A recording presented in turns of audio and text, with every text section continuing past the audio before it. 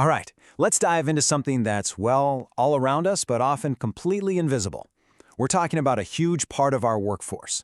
People who are essential, they're everywhere, but they face a whole different set of risks. So over the next few minutes, we're going to break down who these lone workers really are and, most importantly, what it takes to keep them safe. Just let that number sink in for a second. 15%. I mean, that is a massive slice of the entire economy. So when you have someone working all by themselves with no boss looking over their shoulder, who's actually responsible for their safety? That's really the big question we're tackling here. And to put a real number on that, let's look at the UK. That 15%, it's not some abstract figure. It translates to 8 million people. That's just an incredible number of individuals out there doing their jobs independently every single day. So you see, this isn't some tiny niche problem. It's a huge part of how the modern world works. And hey, if you think that's a big number, just wait. Let's hop across the pond to the US, and that number just explodes to 25 million people. So this is clearly not just a local thing, it's a global workforce shift. The big question is, who exactly are these people? Who makes up this massive, invisible workforce? Okay, so let's pull back that curtain. It's time to get a really clear picture of who we're actually talking about here, and the critical jobs they're doing, many times completely on their own.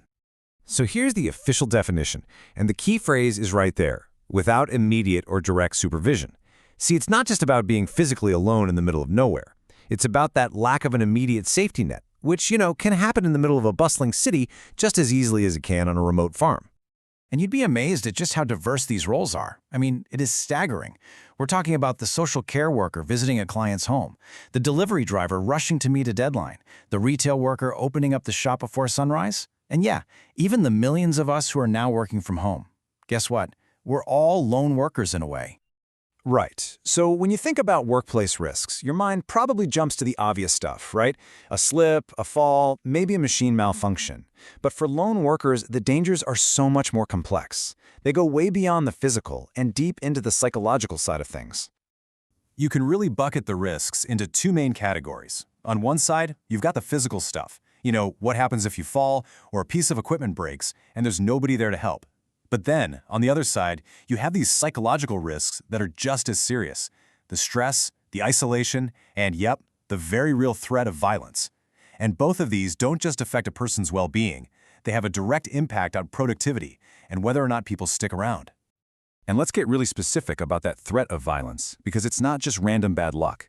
There are clear triggers, real situations that can dramatically increase the risk. Things like working late at night, handling cash, or being in a position where you have to enforce rules on the public. All of that can put a lone worker in a really vulnerable spot. This quote, this really hits the nail on the head when it comes to the mental health side of things. It's not just about feeling a little bit lonely. That lack of regular contact can create this genuine feeling of being abandoned by your team, by your company. And that, as you can imagine, directly hits both your well-being and how well you can even do your job. Now, for any employer listening, this isn't just about doing the right thing. It's a legal and a financial responsibility. Seriously, ignoring the safety of your lone workers can come with some pretty severe consequences. And here it is, the fundamental principle of health and safety law. The buck stops with the employer, period. The responsibility for an employee's health, safety, and welfare rests squarely on your shoulders. You can't just pass it off to the worker, even if they're 1,000 miles away. It is an absolute duty. And if you need a financial reason to sit up and pay attention, well, here you go. In the UK, the average fine for a small or medium-sized business that gets this wrong is over £100,000. Just think about that. For a lot of businesses, one single incident could be a company-ending event. It really just comes down to simple math, doesn't it? The cost of putting proper safety measures in place, the training, the equipment, it's a tiny, tiny fraction of the potential fine for getting it wrong. So prevention isn't just better than the cure, it is exponentially cheaper. Not to mention it's absolutely vital for your company's reputation. Okay, so we get the problem, we get the stakes. Now, what do we actually do about it? Well, it all starts with one foundational process, a really thorough and thoughtful risk assessment. This four-step process is basically your roadmap to safety. You start by identifying the hazards, then you evaluate the risks, you implement controls, and finally, you record and review. And that first step, it is absolutely critical. You have to involve your workers. They're on the front lines. They know the real-world risks better than anyone in an office ever could. And these are exactly the kinds of practical questions every single employer needs to be asking. It's really about three things: the person, the place, and the plan. Is the person medically fit and experienced enough? Does the place, the environment, pose unique risks? And maybe most importantly, is there a reliable lifeline if something goes wrong, a way to call for help? Look, a risk assessment is just the starting point, right? It's not the finish line. Real safety comes from building an ongoing system, a safety net of support that actually surrounds that lone worker every single day. And this framework breaks it down into three key pillars. First up, communication. This is your daily lifeline. Regular check-ins, emergency alarms, these are totally non-negotiable. Second, you've got training.